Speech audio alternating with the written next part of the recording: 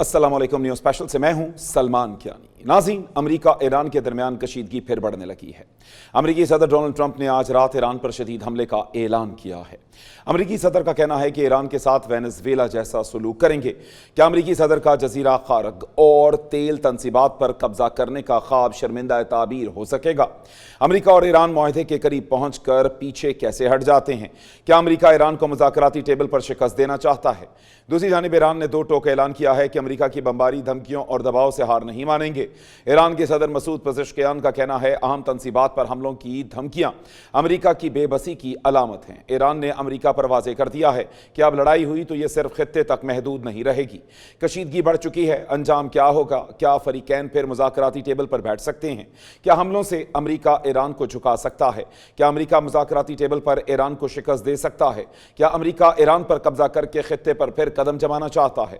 Iran के बाद Israel का अगला निशाना कौन होगा? सवालात बहुत से हैं, उनके जवाबात के लिए हम अपने मुअज़्ज़ज़ पैनल की जाने बढ़ेंगे। हमारे साथ मौजूद हैं air commodore retired Khalid Chishti साहब और उनके साथ साथ ब्रिगेडियर रिटायर्ड हारिस नवाज साहब और अब्दुल्ला गुल साहब, चेयरमैन जवानान पाकिस्तान। तो सबसे पहले हमारे साथ मौजूद हैं खालिद चिश्ती साहब। सर, बहुत शुक्रिया आपके वक्त का। खालिद चिश्ती साहब, क्या देखते हैं, एक दफ़ा फिर से कशीदगी फिर से बढ़ी है और अमेरिका का ये ख्वाब कि जिस तरह से वो इस खित्ते में अपने कदम जमाना चाहता है, क्या ईरान ने जो स्टांस लिया हुआ है उसके होते हुए क्या वो कामयाब हो सकता है? जी, बहुत शुक्रिया कैन साहब, आपने इनवाइट किया है। देखिए, इस वक्त जो जंग जिस नहज पर पहुंच चुकी है, मिलिटरीली ऑप्शंस नहीं रही अमेरिका के पास भी, और उसके बाद हमने देखा कि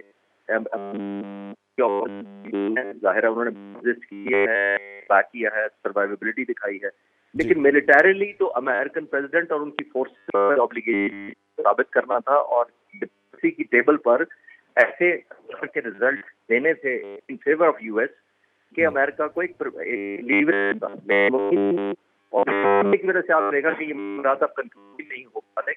सुपर पावर है जो जाहिर है उसकी अना और ईगो है, और दूसरी तरफ ईरान को एक new found leverage state of Hormuz का भी है। रीजनलाइज्ड उसने जंग को कर लिया, इजराइल तक भी पहुंचा दिया, और सबसे बढ़कर उसने सस्टेन कर दिया सारा अपना लॉसेस। तो आई थिंक जंग बढ़ने के मकानात मैं नहीं देख रहा। वो इसलिए कि अमेरिका के पास ऑप्शन मिलिट्री की जरूर है। मिलिट्री जब भी आप अनलीश करते हैं तो उसमें एक ऑब्जेक्टिव हासिल करके देना होता है। तो जो अमेरिकन फोर्स 40 दिन में हासिल नहीं कर पाएंगे, वो एक राउंड भी हो गया खुदा न खास्ता तो उसमें भी हासिल नहीं कर पाएंगे। तो इसलिए ये जिसको कहते हैं नो वॉर नो पीस, वो सिचुएशन चल रही है। अनफॉर्चुनेटली ये इजराइल को चीन, क्योंकि वो चाहता है कि विंडो ऑफ वल्नरेबिलिटी ईरान की खोले रखे, बेसिस पर उसको स्ट्राइक करे, और जब वो चाहे हमलावर हो जाए, और जब वो चाहे किसी को भी दहशतगर्द या थ्रेट समझकर उस पर अटैक कर दे। तो आई थिंक ये इन बिटवीन हैंगिंग है। लेकिन अफसोसनाक बात यही है, दुनिया पूरी हॉस्टेज बनी हुई है, इकोनॉमी हॉस्टेज बनी हुई है, ग्लोबल पीस एट रिस्क है। लेकिन आने वाले वक्तों में डिपेंडेंट होगा कि इजराइल को प्रेसिडेंट ट्रंप कितना बेहतर मैनेज कर पाते हैं, तो उसका रिजल्ट उसी पे डिपेंडेंट होगा। अच्छा, एक और जो चीज़ है जो हम यहाँ पर देखते हैं कि जिस तरह से ईरान की जानिब से इस चीज़ को मान भी लिया गया कि अमेरिका का हेलीकॉप्टर जिसको गिराया गया, तो सर क्या समझते हैं कि ये जो कशीदगी अब बढ़ी है, क्योंकि अमेरिका को तो मौका चाहिए था, या फिर इसराइल की साइड के ऊपर हम देखते हैं कि जैसे वो लेबनान पर हमला आवर है, तो आप क्या समझते हैं कि ये जो अब इनिशिएटिव लिया गया है या जो पहल की गई है, ये क्या ईरान की जानिब से है? देखिए, ये बुनियादी तौर पर अपनी लीवरेज को बेहतर करने की है, क्योंकि अमेरिका को जब ये सदर को खास तौर पे कुछ एहसास होता है या दिलाया जाता है कि आप वीकनेस से मुआहदा कर रहे हैं, आप तो सुपर पावर हैं, आपने मिलिट्री ऑब्जेक्टिव हासिल नहीं किए, ईरान अभी तक डिसेबल कंप्लीटली नहीं हुआ, न्यूक्लियर डिस्ट्रक्शन प्रोग्राम खत्म नहीं हुआ, उनके बैलिस्टिक क्रूज अभी थ्रेट हैं, तो फिर वो एक सिंबॉलिकली अपना अपर हैंड, अपनी लीवरेज और एक डोमिनेंस अपनी साबित करने के लिए इस तरह के एक्शन करते हैं।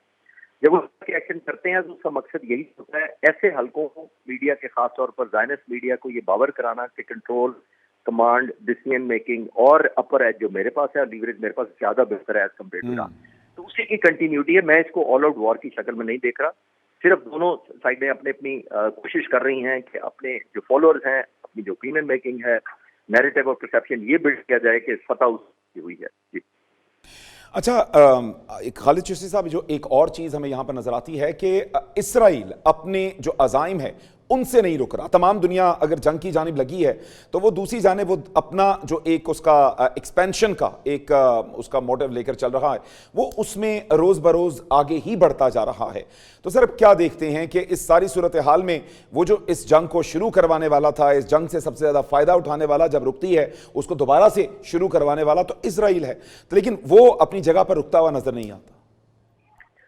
जी, इसलिए कि वो इस विंडो को खुला रखना चाहता है। वो चाहता ही नहीं है कि ये परमानेंट इस खित्ते में कायम हो, क्योंकि इस वक्त जो कॉम्प्रोमाइज हुई है इसराइल की खास तौर पर दुनिया में, वो चाहता है कि किसी तरीके से ईरान की इंपॉर्टेंस और वैल्यू को खत्म किया जाए। क्योंकि हम देख रहे हैं over a period of time Iran का इन्फ्लुएंस पिछले एक साल में बहुत, और खास तौर पर ये जो 40 दिन की जंग थी इसमें बहुत बड़ा है। अब जापान है, कोरिया है, इंडिया है, तमाम डायरेक्ट ईरान से राब्ते कर रहे हैं कि उनको लीवरेज दिया जाए, तेल उनको एक्सेस दिया जाए, उनको टैंकर्स को आने दिया जाए। तो इसका मतलब क्या हुआ? इसका मतलब है कि ईरान वैल्यू का लेयर हासिल कर रहा है, और इसका मतलब है at the cost of American influence कम हुआ कि अमेरिका को नहीं लोग मिलकर कर रहे हैं, अब ईरान बातचीत कर रहे हैं और ताल्लुकात बढ़ा रहे हैं। तो आई थिंक ये सबसे ज्यादा खतरा इसमें इसराइल को ही लगता है। अपनी जो उसके जिसको कहते हैं ग्रेटर इसराइल का सबसे ज्यादा वो खतरा है। वो रेलिवेंट नहीं रहा, बहुत ज्यादा क्रिटिसिज्म ये अमेरिका में हो रहा है। तो ये उसी की वजह से हम देखते हैं कि वो चाहता नहीं कि जंग बंद, और वो बल्कि वहां पर खास तौर पर मीडिया बैक्ड है, वो यहाँ तक कि ऐसे मुआहदे से तो तरह प्रेसिडेंट ट्रम्प मुआहदा करे ही ना। और उनको रोजाना यहाँ पर ये साथ दिलाया जाता है कि ये डिफीटेड एग्रीमेंट होगा, ना ट्रम्प सक्सेसफुल या एक विक्टोरियम का एग्रीमेंट नहीं होगा। तो ये उसी की कंटिन्यूएशन लगती है। बिल्कुल ठीक। अच्छा खालिद साहब, जो एक और चीज़ है, क्योंकि बार बार अमेरिकी सदर जो हैं वो वेनेजुएला में की गई कार्रवाई को अपना एक बहुत बड़ा तुर्रा इम्तियाज़ बताते हैं कि जनाब मैंने ये किया था और यहाँ पर भी हम वही करेंगे। तो कितना आसान होगा वेनेजुएला की तरह यहाँ पर एसेट्स के ऊपर कब्जा करना और जजीरा खार्क जो है उसके ऊपर कब्जा करना, और क्या अगर करना है तो उसके बाद उसको सस्टेन करना, क्या ये पॉसिबिलिटी है अमेरिका के लिए? जो आपने आखिरी लफ्ज बोला वो सबसे इंपॉर्टेंट है, सस्टेन करना। हमला करना तो अमेरिका कहीं भी हमला कर सकता है दुनिया में, लेकिन मकसद ये है कि मकसद आपने सिर्फ सस्टेन करना और को उनको एक तकलीफ पहुंचाना। मेरा ख्याल कि अमेरिका तकलीफ नहीं ले सकता है। ये जो जजीरे इस पर मेरा नहीं ख्याल कि दिएगा ये फुट ऑन ये होता है, फुट ऑन कैजुअलिटी के लिए तैयार होना पड़ता है। और उसके लिए ऑब्वियसली जैसे मैंने कहा कि ईरान के जो ड्रोन है जो ऑलमोस्ट स्वयं आते हैं, वो नुकसान मेरा नहीं ख्याल में तैयार है। और इसी वजह से आपने देखा स्ट्रेट ऑफ हॉर्मुज़ नहीं खुला, और डे वन से कह रहा था कि अमेरिका रिस्क नहीं ले आइलैंड ना कहीं और, क्योंकि सस्टेन नहीं सिर्फ करना होता। आपने जब सस्टेन करना होता है सिर्फ आपने अटैक करके कैप्चर नहीं करना होता, तो सस्टेन करके फिर आपने यूटिलाइज करा। कार्ग आइलैंड बहुत बड़ी ऑयल सप्लाई है जी। तो ईरान को तो तब सबक सिखाते हैं कि वो कंट्रोल कर लेते, उसको मैनेज करते और एक्सपोर्ट शुरू कर देते अमेरिकन खुद, और फिर जाहिर है जैसे मैंने कहा उसको सिक्योर करते ईरानी हमलों से। अगर वो कर लेते तो दुनिया को मानती बहुत ज्यादा, लेकिन वो पॉसिबल नहीं था। और आप भी किसी भी आइलैंड पर करें, मेरा नहीं ख्याल कि ईरान के लिए मुश्किल होगा उनको डीएक्टिवेट कराना वहां से। ठीक। अच्छा, एक और जो चीज़ है ये कि यकीनी तौर पर इनका एक से बढ़कर एक जो टारगेट है वो बनता जाता है, तो अगला निशाना क्या है?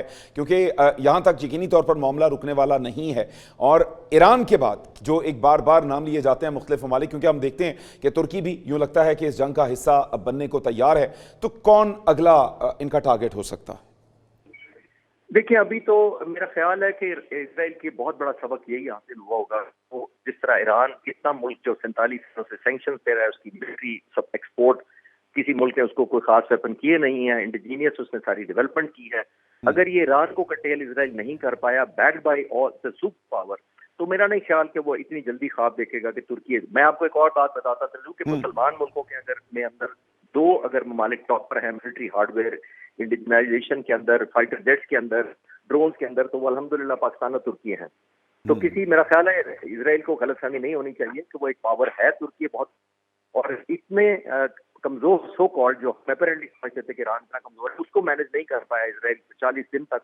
तो मेरा नहीं ख्याल कि वो हिम्मत करेगा। ऑल दो मीडिया के लिए और खौफ फैलाने कर सकते हैं, मिलिटरीली मैं नहीं देख सकता इसको। अच्छा सर, एक और जो चीज़ हमें यहाँ पर नज़र आती है कि सदर ट्रंप की जानिब से एक दफ़ा फिर से धमकी दी गई कि आज बहुत बड़े हमले किए जाएंगे, और ये भी बार बार कहा जा रहा है कि हो सकता है उनके पुलों को और ऑयल तनसीबात को भी निशाना बनाया जाए। तो क्या समझते हैं कि अब अमेरिका की जानिब से कितना बड़ा नुकसान पहुंचाया जा सकता है ईरान को? मिलिटरीली तो कुछ भी कर सकता है, लेकिन जैसे मैंने पहले सवाल के जवाब में किया कि जब आप मिलिट्री का हमला करते हैं फिर भी हासिल करना, वॉर ट्रॉफी लोगों को दिखानी होती है, वो मेरा ख्याल है कि नहीं है इस वक्त हासिल करने की किसी कंडीशन में। और मेरा नहीं ख्याल कि कोई मेजरेबल कोई ऐसी जीत हासिल कर सकता है अमेरिका जिससे वो दिखा सके अपने लोगों को। हमला करना कोई मुश्किल नहीं है अमेरिका के लिए, अभी बहुत बड़ी मिलिट्री पावर है। तकरीबन 4,500 उसके पास एयरफोर्स के पास जहाज है, तकरीबन 2300 उसकी नेवी के पास जहाज है, और उनकी मरीन के पास तकरीबन 1300 फाइटर जहाज हैं और सपोर्ट जहाज हैं। इतने 6,500-7,000 जहाजों 42 या 45 जहाज उसके जो तबाह हुए हैं है। लेकिन आया दोबारा हमला करके मिलिट्री ऑब्जेक्टिव कोई हासिल कर पाएगा अमेरिका? मैं नहीं समझता उसका। उसकी वजह यह कि अब आपने अनलीश करना होता है, लेकिन फिर आपने एग्जिट स्ट्रैटेजी भी रखनी होती है। वो मेजरेबल गोल्स होते हैं, मेजरेबल गोल पिछले हासिल नहीं हुए 40 दिन में, तो अभी भी मेरा नहीं ख्याल हासिल होंगे। तो खालिद साहब, ये जो सदर ट्रंप हैं, ये यकीनी तौर पर मुश्किलात का शिकार भी नजर आते हैं, उनके ऊपर तनकीद अंदर से भी होती है क्योंकि बार बार उस मीडिया जो है हकीकत दिखाने की कोशिश करता है तो उसको तनकीद का निशाना बनाते हैं। तो आप क्या समझते हैं कि इस वक्त उनके लिए एक स्ट्रॉन्ग स्टांस लेना इस तमाम सूरत हाल में, खास तौर पर जिस तरह से आपने कहा कि वॉर ट्रॉफी जो है उनको नहीं मिल सकी है, तो किस हद तक वो जा सकते हैं इस तमाम सूरत हाल में? और अब सैंक्शंस भी हमने देखा कुछ उन पर लगती हैं, कुछ उनकी पावर जो है वो को भी वापस लिया गया है।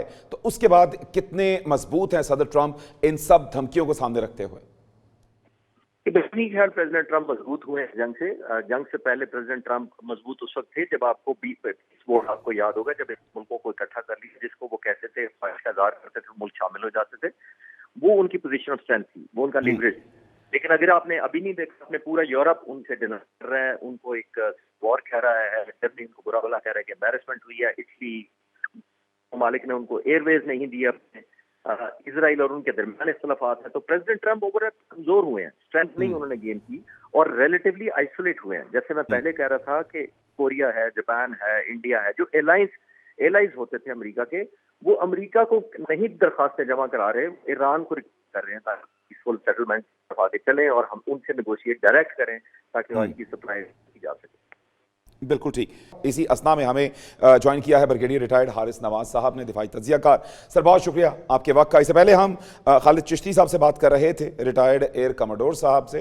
तो सर आपके साथ भी यही सवाल करना चाहूँगा कि ये जो जंग है, अब ईरान की जानिब से ये कहा गया है कि खित्ते से बाहर ले जाएंगे, तो सर खित्ते से बाहर ले जाने का क्या मकसद हो सकता है, या इस बयान में क्या कहना चाह रहा है ईरान?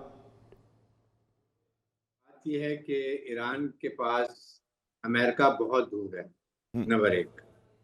और जिस तरीके से अमेरिका अननेसेसरी अनवारंटेड तरीके से इस जंग को अमेरिका को फिर दोबारा फायर कर रहा है, उसकी अटैक कर रहे हैं। अब आपके स्टेट ऑफ हरमुज के पास जो उनके जो 2-3 जजीरे हैं उनके ऊपर जाके अटैक कर रहे हैं और कोशिश ये कर रहे हैं कि वहाँ का स्टेट ऑफ हरमुज का ये कंट्रोल हासिल कर ले। और ईरान के पास क्या ऑप्शन? देखिए, ईरान के पास ऑप्शन ये है कि जो खित्ते में नजदीक उसके अमेरिकन एस्टेट्स हैं वहां जाके उनको नुकसान पहुंचाए और उनके ट्रुप्स को नुकसान पहुंचाए। उसमें सऊदी अरब के साथ अभी ईरान के बहुत ऐसे ताल्लुकात हैं, कतर के साथ अच्छे हैं, दायरे के उनके साथ कोई ऐसी बात नहीं कर रहा, लेकिन इसके साथ यूएई है, उसके बाद बहरीन और कुवैत, ये ममालिक हैं जहाँ पर उसने पहले भी अटैक किया और अभी मेरे ख्याल में वो इसको अटैक करेगा और यहाँ जाके वो उनके जो अमेरिकन एस्टेट्स हैं वहाँ पर अटैक करेगा। बात ये कि सोचने की बात ये कि अमेरिकन प्रेसिडेंट क्या चाहते हैं। इज द वे आप नेगोशिएशन कर रहे हैं, बातचीत हो रही है, आप कभी कह रहे हैं मैं 2 दिन में अच्छी खबर आएगी, फिर आप कभी कहते हैं 2 दिन में लड़ाई 2 घंटे में लड़ाई शुरू कर दूंगा। हमें ये यहाँ पर कोई कानून नहीं है, जंगल का कानून है, माइट इज राइट की बात है। इस पे आप नेगोशिएशन कर रहे हैं, आप कभी कहते हैं बिल्कुल मुसवदा तैयार हो गया है, आप सिचुएशन रूम में जाते हैं साइन करने के लिए, देन डिले। कौन आपको एडवाइस कर रहा है? मुझे तो यही लगता है ऑनेस्टली कि इनकी जो वहाँ की जो लीडर जो इनके जो एडवाइजर्स हैं, they very immature. Otherwise American के जो है सुपर पावर है, they have to think 100 times because their actions and reactions affect the whole world that जी इज, हम वो ये रियलाइज नहीं कर रहे हैं कि उससे दुनिया की इकोनॉमी आपके सामने क्या हाल हुआ है, एनर्जी क्राइसिस हुए हैं, फूड सिक्योरिटी हुए हैं, उसका उनको कोई फिक्र नहीं है। हम्म इससे मैं ये बात कर रहा हूँ, देन ये टू भी आप सोचने की बात है कि आपके मुज़ाकरात हो रहे हैं, आप असल में चाहते वो यही है कि जी मुझे किसी तरीके से ये उनके पास रीज़न हो कि उन्होंने अटैक किया, उन्होंने क्या हासिल वसूल किया, हम्म अमेरिकन पब्लिक को बताएं जाके, मिड टर्म इलेक्शन आ रहे हैं सेनेट के और हम्म उसके कांग्रेस के, ये उनके लिए इशू है, सोच उनकी है। अब वो अगर वो ईरान कहते हैं जी मैं आपको 240 किलोग्राम जो एलिस्ट यूरेनियम है, हम न्यूक्लियर बम नहीं बनाएंगे लेकिन हम अमेरिका नहीं लेके ले जाने देंगे इसको, हम्म हम अपने मुल्क में रखेंगे या हम इसको किसी और फ्रेंडली मुल्क में दे देंगे। अब अमेरिका वो डिमांड करे जो नामुमकिन है, तो इसका ये मतलब तो नहीं कि इस तरह से आप ये अटैक करना शुरू कर दें हम्म और फिर अल्टीमेटली क्या होगा कि ultimately Iran will start attacking Israel, फिर इसराइल भी इसमें शामिल हो जाएगा बिल्कुल और ठीक ये इसका का खिता बढ़ जाएगा। दैट इज व्हाट इज जो है, और खासतौर पर खलीजी ममालिक में ईरान और सऊदी अरब और कतर को आपस में अंडरस्टैंडिंग आ गई। इसमें फील्ड मार्शल से आसिम उनका बहुत बड़ी कंट्रीब्यूशन है। उन्होंने ईरान को भी समझाया और मोहम्मद बिन सलमान को और मेरे कतर को समझाया कि देखें please don't have a sectarian clash, hmm don't fight with each other. ये आप सेल्फ डिस्ट्रॉय जो करेंगे एक दूसरे के साथ लड़के, ये तो सबसे बड़ा क्रेडिट है इसराइल को कि वो तो बड़ा खुश होगा कि ये हम्म अफलीजी खुद ही अपने को डिस्ट्रॉय कर लिया, तबाह कर लिया और उसका ग्रेट इसराइल का ख्वाब पूरा हो जाएगा। यही तो वो हम्म चाहता है कि हम्म, ईरान भी तबाह हो जाए, खलीज वाले भी तबाह हो जाए। बिल्कुल ठीक यही इसी वजह से वो मुआहदा भी नहीं हो जाता कि वो चाहता है कि अमेरिकन किसी तरीके से भी ईरान की मिसाइल कैपेबिलिटी और उसकी ड्रोन कैपेबिलिटी बिल्कुल खत्म हो जाए उसकी, और बिल्कुल तो पहले तकरीबन खत्म हो ही चुकी है, बिल्कुल ठीक ताकि जब भी ग्रेटर इसराइल के ख्वाब के लिए पूरा करने के लिए मिडिल ईस्ट की तरफ रुख करता है तो पीछे से ईरान का कोई थ्रेट ना हो और उसकी प्रॉक्सी जो है हिजबुल्ला है, हमास है, होती है, उनकी थ्रेट ना हो। ये बिल्कुल उसके ठीक डिजाइन है। तो हम्म इसके लिए आप देख रहे हैं कि कैसे ये चलेगा।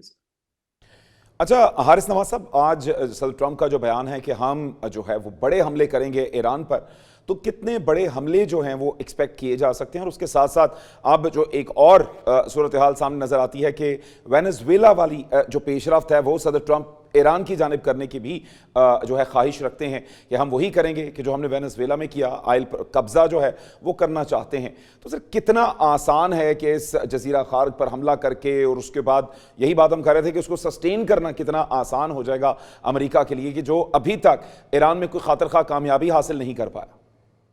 देखिए बात यह है कि अमेरिका के ज़हन से निकाल दे कि ये ईरान इज नॉट वेनेजुएला हम्म और it is not Cuba, it is not Mexico, ज़हन से निकाल दे। उन्होंने पूरी तैयारी की, छोड़ेंगे इनको घर पे छोड़ के आएंगे अमेरिका को, हम्म और इसराइल को कम से कम पूरा तबाह करेंगे अगर वो ये करते।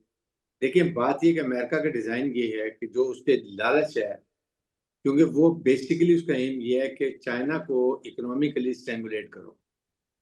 चाइना को इकोनॉमिकली स्ट्रेंगुलेट करने के लिए उसने पहला स्टेप लिया कि उसने वेनेजुएला के जाके ऑयल पे कब्जा कर लिया, हम्म जहां से चाइना 80% ऑयल लेता था, वो रास्ता बंद हो गया। ईरान से चाइना 80% ऑयल लेता है, हम्म नेवल ब्लॉकेट लगा दिया। फिर उसके बाद सऊदी अरब से, मिडिल ईस्ट कंट्री से भी ऑयल लेता है, वहां से पोस्ट ब्लॉकेट लगाया, ताकि वो चाह रहे हैं कि ईरान चाइना को भी वो स्टेमुलेट करके अपनी मर्जी के मुताबिक उसको चलाए और ऑयल और गैस वो चाइना जो है वो अमेरिका से खरीदे उसकी हम्म, प्राइस के।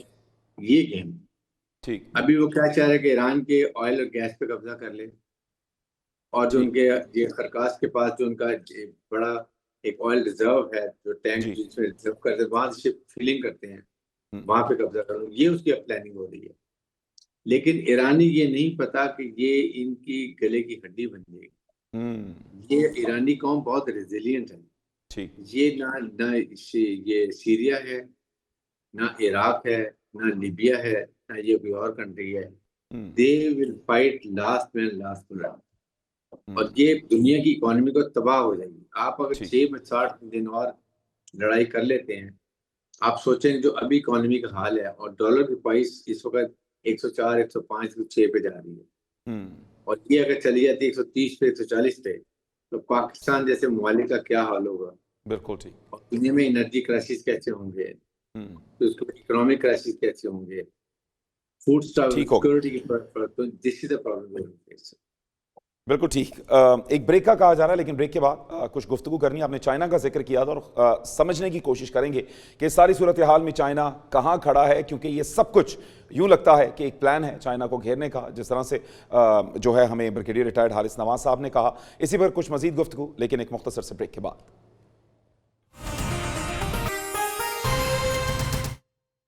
वेलकम बैक नाज़रीन। प्रोग्राम के सिलसिले को आगे बढ़ाएंगे। हमारे साथ मौजूद हैं ब्रिगेडियर रिटायर्ड हारिस नवाज साहब। हारिस नवाज साहब, अमेरिका का एक हेलीकॉप्टर गिरा और जिसके बाद जो है अमेरिका एक दफ़ा फिर से उस लेवल पर आ गया कि उसने ईरान पर हमले शुरू कर दिए। आप क्या समझते हैं कि ये कितना बड़ा नुकसान था अमेरिका के लिए कि वो एक दफ़ा फिर से इस सारी सूरत हाल को इस नहज पर ले जाए कि जहां पर यूं लगता है कि एक दफ़ा फिर से जंग शुरू होने को है? एक्चुअली आई पर्सनली फील कि ईरान को ये अमेरिका का पैटी अपाची हेलीकॉप्टर ना गिराना चाहिए था। Why to further escalate, because you want के मुज़ाकरात हो, आपकी इकोनॉमिक सेक्शन खत्म हो, आपके एसेट रिलीज हो जाएं, ईरान को गारंटी मिल जाए कि आइंदा अमेरिका और इजराइल कभी ईरान पे अटैक नहीं करेंगे। अगर आपको ये चीज़ें मिल जाती तो आपके लिए बहुत बेहतर होता और आपके अननेसेसरी नुकसान ना होता। प्रॉब्लम ये कि ईरान के अंदर भी काफ़ी रेडिकल एलिमेंट्स मौजूद हैं और मे भी वो उनकी इंडिपेंडेंट सोच भी है। एंड जो नेवर नो कि ईरान के अंदर मुसाद के एलिमेंट भी मौजूद हैं जो जो चाहते हैं कि यहाँ पर एस्केलेशन हो और ज़्यादा हो। जैसे उन्होंने ईरान के कमांडर्स को, साइंटिस्ट को मारा था, शहीद किया था। तो ये अब ईरान का ये काम है। और उसके बाद एटलीस्ट या वो कह देते कि बाय मिस्टेक वी एक्सेप्ट और हम माजरत करते हैं, वो भी उन्होंने की है। और ईरान जाहिर है कि ये बड़ा prestigious Apache helicopter latest technology के साथ है इनका। इसको मारने से उनकी जो बड़ी खिफत हुई है, बेइज्जती हुई है, एम्बैरेसमेंट हुई है, उसका करने के लिए उन्होंने फिर अनाउंस किया कि हम आज रात को करेंगे। वो कर लिया। करने के बाद उन्होंने लेकिन खुद कहा कि अब हमने बराबर कर लिया and we will not go further escalation. लेकिन फिर कल रात को उन्होंने आके नई सोच आई है मेरे ख्याल में कि हम ये जो इसके स्ट्रेट ऑफ हॉर्मज़ के साथ साथ जितने भी जजीरे इन पे कब्जा करें, आके बैठ जाएं, ताकि फिर हम इसको प्रॉपर तरीके से स्ट्रेट ऑफ हॉर्मज़ को ओपन कर सके और ईरान को काफ़ी स्ट्रेंगुलेट इस तरह करने की जाके उनके ऑयल गैस के नज़दीक जाके कब्जा करें ताकि उसको एक्सटेंड ना कर सके। ठीक। इससे बहुत एस्केलेशन होगी। ये ईरान को, इजराइल को, अमेरिका को समझना चाहिए। दुनिया इकोनॉमिक क्राइसिस में अगर और 50 दिन, 2 महीने, 60 दिन लड़ाई होती है और स्ट्रेट ऑफ हॉर्मज़ बंद रहता है, आप सोचें कि कितने इकोनॉमिक और एनर्जी का रसीद होगा। क्या दुश्मन दुनिया इससे मुतमिल हो सकती है? क्या दुनिया में पेट्रोल गैस स्टेशन पे लाइनें लग जाएंगी, मुजाहरे शुरू हो जाएंगे? अमेरिका में अपने जहाँ के वहाँ अवाम इन्फ्लेशन से बड़े तंग हैं, ऑयल गैस की बहुत कीमत बढ़ चुकी है वहाँ पर। ये चीज़ों को अमेरिकन पहले मुझे नहीं समझ आती कि उनके ज़हन में क्या है कि ईरान को इतना बड़ा हवा क्यों बनाया हुआ है। या तो वाकई वो चाहते हैं कि ईरान को ख़त्म करके और फिर मैं इधर को खुला छोड़ दें ताकि वो मिडिल ईस्ट में अपना ग्रेटर इजराइल का ख्वाब पूरा करें और ठीक। वहाँ पर ना पैलेस्टाइन हो ना कुछ हो और उसकी अपनी हुकूमत करें। ठीक।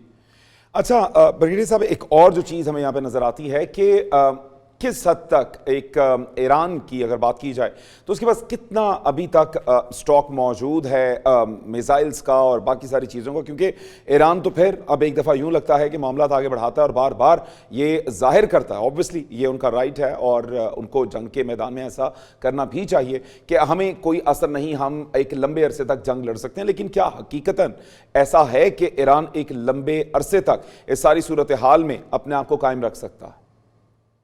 देखें, ईरान को एक तो बड़ा क्लियर पता था 25 साल से, बल्कि आई वुड से इससे भी ज्यादा, कि एक दिन अमेरिका ने और इजराइल ने हमारे पर अटैक करना है, हमें नुकसान पहुंचाना है, हमारी रजीम चेंज करने की कोशिश करनी है, न्यूक्लियर अटैक कैपेबिलिटी खत्म करनी है, मिसाइल और ड्रोन पे अटैक करना। तो उन्होंने इंडिजिनस पूरा जोर लगा के उन्होंने 2 चीजों पे लगाया। एक, missiles, hypersonic missile, supersonic missile, cruise missile, हर किस्म का मिसाइल उन्होंने लेटेस्ट टेक्नोलॉजी, और उनके साइंटिस्ट बहुत पढ़े लिखे हैं, उन्होंने बहुत उनको पढ़ाया, उन लोगों ने ये चीजें बनाई। नंबर 2, उन्होंने ड्रोन्स के ऊपर दिन रात अपना इंडिजिनस किया, पहाड़ों के अंदर जाके, ग्रेनाइट जो इनके माउंटेन उनमें जाके, जहाँ बड़ा मुश्किल अटैक करना, जी। तो उन्होंने स्टॉक ऑयल इंतहा से ज्यादा टैक्स, जो उन्होंने ऑयल बेचा है मेरे ख्याल में उन्होंने जाके इनको खर्च किया, तो जिसकी वजह से उन्होंने अमेरिका को और इसराइल को सरप्राइज किए। दे थॉट कि हम एक हफ्ते में इतनी बम्बार्टमेंट करेंगे, इतना नुकसान करेंगे कि ईरान में रजीम चेंज भी हो जाएगी, रजा शाह पहलवी के बेटे को भी ला के बिठा लेंगे, हम्म। आते हुए इसराइल को रिकग्नाइज भी कर लेगा। उसके बाद हम इनके न्यूक्लियर कैपेसिटी खत्म कर देंगे, मिसाइल की लॉन्चेस खत्म कर देंगे, ड्रोन की साइट सारी खत्म कर देंगे और अपनी मर्जी की हुकूमत बिठा के सारे ईरान पे कब्जा करेंगे। ये उनका डिजाइन थे और उसमें वो ठीक। मिजरेबली फेल हो गए, कोई टारगेट अचीव नहीं कर सके। तो जिसकी वजह से अब अमेरिकन पब्लिक भी इनके खिलाफ है, वहाँ बिल्कुल का ठीक। सेनेट भी खिलाफ है, कांग्रेस भी खिलाफ है, नेटो के ममालिक भी खिलाफ हैं, यूरोपियन यूनियन भी खिलाफ है, मिडल ईस्ट तो बिल्कुल ही नहीं चाहता लड़ाई हो, रशिया, चाइना, पाकिस्तान के ममालिक, ये सेंट्रली एवरीबडी वांट्स कि पीस हो। हम्म। क्या अमेरिका ये 60 दिन के लिए जाके दुनिया को तबाही, इकोनॉमिक तबाही कर देगा, इकोनॉमिकली बिल्कुल कैटास्ट्रोफिक इफेक्ट कर देगा? ये अब अमेरिका ने सोच रहे हैं। ईरान ने अपनी तैयारी की हुई है, आई एम श्योर कि वो इनको सरप्राइज जरूर देगा और हो सकता है कि वो और लॉन्ग रेंज मिसाइल ऐसे फायर करे जो इनको सरप्राइज हो और जिसकी वजह से दुनिया में अमेरिका की और खिफत हो। बिल्कुल ठीक। बहुत शुक्रिया ब्रिगेडियर रिटायर्ड हारिस नवाज साहब, दिफाई तज्जियाकार अब्दुल्ला गुल साहब, चेयरमैन जवानान पाकिस्तान, और उसके साथ साथ air commando retired Khalid Chishti साहब भी हमारे साथ मौजूद थे। तो नाज़रीन, ये आज का प्रोग्राम। कल क्या बदलती सूरत हाल होगी उस पर जो भी होगा एक मुफस्सल प्रोग्राम फिर से रखेंगे, लेकिन आज के प्रोग्राम से इतना ही।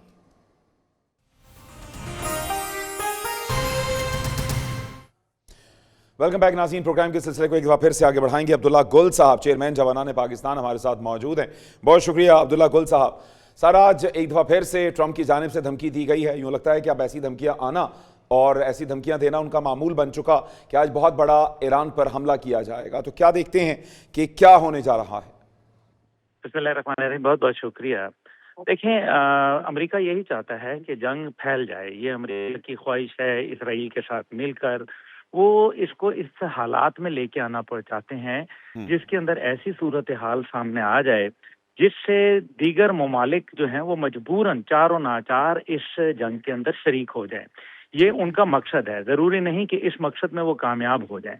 असल सूरत हाल ये है कि अमेरिका का जो इस टाइम पे उनके अंदरूनी तौर पर मसाइल सामने आ रहे हैं, मुश्किलात आ रही हैं, लेकिन डोनाल्ड ट्रंप को लगता यह है कि अपने बच्चों का कारोबार, अपना ज़ाती कारोबार, अपने एप्स्टीन फाइल, उसकी फिक्र है। उनको अमेरिका के कोई परवाह नहीं है। इस टाइम पे दुनिया रिसेशन का शिकार हो रही है। ऑलरेडी यूरोप बहुत मुश्किलात में है और डोनाल्ड ट्रंप ये चाहते हैं कि किसी सूरत जो है वो हालात इतने कशीदा कर दिए जाएं जिसके अंदर बाबल मंदब भी बंद हो जाए। बाबल मंदब अगर बंद होती है तो इसका मतलब है मजीद मईशत को दबाव मिलेगा। इसका मतलब यह है कि तेल की कीमतों में इजाफा होगा और अगर ऐसा हुआ तो जाहिर है फिर चारों नाचार कुछ यूरोप के ममालिक और दीगर ममालिक मजबूरन उनको बाबल मंदब के हवाले से किरदार अदा करना पड़ेगा और शायद डोनाल्ड ट्रंप इसी को अपनी विक्ट्री, ग्रैंड विक्ट्री जो है वो गर्दान दें। अब तकरीबन 40 दफा तो वो ये बात कर चुके हैं पिछले कुछ अरसे के अंदर कि ईरान और उनके मज़ाकरात जो हैं वो बिल्कुल किसी भी लम्हे जो है वो हल हो सकते हैं। लेकिन दूसरी जानिब ईरान है, ईरान अपना मुस्तकिल मिजाजी से खड़ा हुआ है। वो असूल की बात कर रहा है और बात जायज़ है। उनकी बात में यह है कि जी लबनान के अंदर अगर आपने जंग जारी रखी तो उसके नताइज तो भयानक निकलेंगे, क्योंकि उससे फिर कभी भी खित्ते के अंदर जो है वो एक दफा फिर बर्बादी जो है वो शुरू हो जाएगी। इसलिए ये वो मौकफ है ईरान का। दूसरी जानिब जो है मैं ये समझता हूँ कि इसराइल को जो भी सपोर्ट है, आप ये देख लीजिए कि अगर अमेरिका बंद करना चाहे तो ये चंद घंटों के अंदर हो सकती है जंग बंद। उसकी सबसे बड़ी वजह यह है कि हर जहाज में, हर मिसाइल के अंदर सोर्स कोड मौजूद होते हैं, यानी कि एक ब्रेन होता है। वो ब्रेन के जो जितने भी कोड्स होते हैं वो तो अमेरिका के पास होते हैं और अगर वो बंद कर दे तो बात खत्म हो जाती है, डिसइंटीग्रेशन हो जाती है। दरमियान में जो आपकी एक बॉन्डिंग होती है, दूसरे जितना भी इक्विपमेंट है वो खत्म हो जाती है। तो ये तो अमेरिका की जो एक बातचीत है, जब ज़मानी कलामी वो जो मर्जी बोल रहे हैं, लेकिन हकीकत यह है कि इस टाइम पे वो जंग बंदी के बजाय वो इस जंग को फैलाव चाहते हैं। और अच्छा अब्दुल्ला साहब, एक और जो चीज़ है, जजीरा खार्क जो है उस पर हमला करने का कहा गया और ऑयल तनसीबात जो हैं उनको उड़ाने का कहा गया, तो ईरान ने इसको अमेरिका की बेबसी जाहिर किया है कि कितना आसान है इन जजीरों पर हमला करके और उसको फिर सस्टेन करना, एक लंबे अरसे तक वहाँ पर बैठे रहना, क्या आसान होगा यहाँ? देखिए, हमला करना तो आसान होता है ना, ईरान के ऊपर भी हमला हुआ, इसी तरह से पाकिस्तान पर भी हमला हुआ, लेकिन क्या फिर हमला बर्दाश्त करना जो है क्या उनके लिए मुमकिन होता है? क्योंकि अगर हमला करना होता तो पहले भी कर दिया जाता, लेकिन फिर आखिर ये 40 रोज के अंदर क्यों नहीं किया गया, ये है वो सवाल। दूसरी बात यह है कि इससे अरब दुनिया बहुत बुरी तरीके से मुतासिर होगी। अभी हालिया कुवैत के ऊपर और जो उर्दन के ऊपर हमले हुए, वो मेरे ख्याल में अमेरिका के लिए एक बहुत बड़ा चैलेंज बनकर उभरे हैं। और दूसरी जानिब जो है वो खित्ते के अंदर जो ईरान की मिसाइल टेक्नोलॉजी है, खास तौर पे वो टेक्नोलॉजी जिसने उनकी एयरफोर्स को बेड़ा गर्क करके रख दिया। उनकी एयरफोर्स जो है इस टाइम पे बाहर आने के लिए तैयार नहीं है, उनकी टेक्नोलॉजी कॉम्प्रोमाइज हुई है। ईरान के पास जो टेक्नोलॉजी है वो एक तो होती है हीट सेंसिंग और एक होती है जो रेडार के सिग्नल को सेंस करती है। ईरान ने जो बनाया है वो मूवमेंट के ऊपर बनाया है।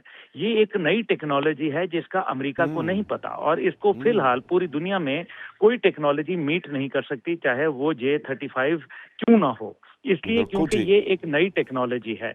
इसलिए मैं समझता हूं कि जो इस टाइम पे सूरत हाल बन रही है उसके अंदर एक चीज तो बड़ी वजाहत से नजर आ रही है, और वो ये है कि इस टाइम पे जो टेक्नोलॉजिकल सुपीरियॉरिटी है वो फिलहाल तो ईरान के पास है। हाँ, क्या वो ज्यादा देर तक बरकरार रख सकें, लेकिन ईरान को भी मुश्किलात हैं। बेरोजगारी उनकी बहुत ज्यादा बढ़ गई है और लाकानूनियत बढ़ रही है, और साथ ही साथ जो है लोगों 4 महीने के अंदर उनकी इकोनॉमी बिल्कुल कोलैप्स कर सकती है, खुदा न खास्ता।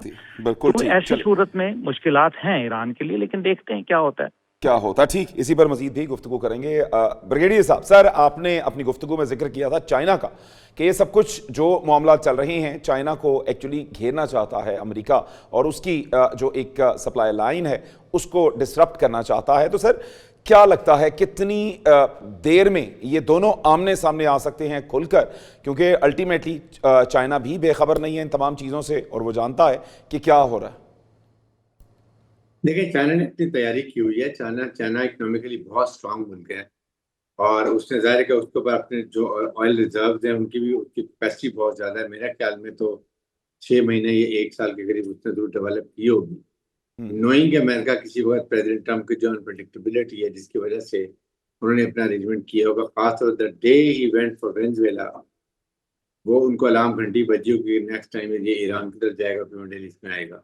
एग्जैक्टली यही बात हुई है, बिकॉज उसको स्टिमुलेट इसलिए करना चाहते हैं जिस तरीके से फास्ट इंडस्ट्रियल डेवलपमेंट कर रहा है, इकोनॉमिक डेवलपमेंट कर रहा है, उसके बाद अमेरिका उसको मकरूज है $1 ट्रिलियन का, और इस इन्वायरमेंट के अंदर वो एक ही चाहता है किसी तरीके से भी चाइना को अपने कंट्रोल में इकोनॉमिकली कर ले, कि चाइना उससे ऑयल और गैस लेने के लिए मजबूर हो जाए। ये उसके डिजाइन है।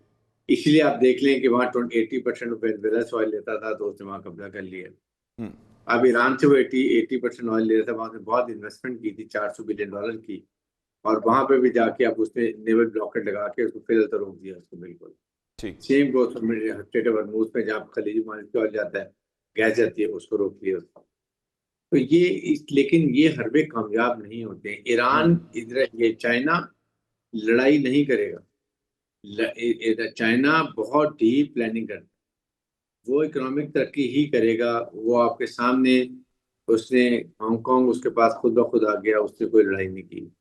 यही उसका प्लान है ताइवान के लिए कि वो कुछ चाहे 50 साल और वेट करें, बट ये हांगकांग उसको अल्टीमेटली ताइवान उसको मिलेगा।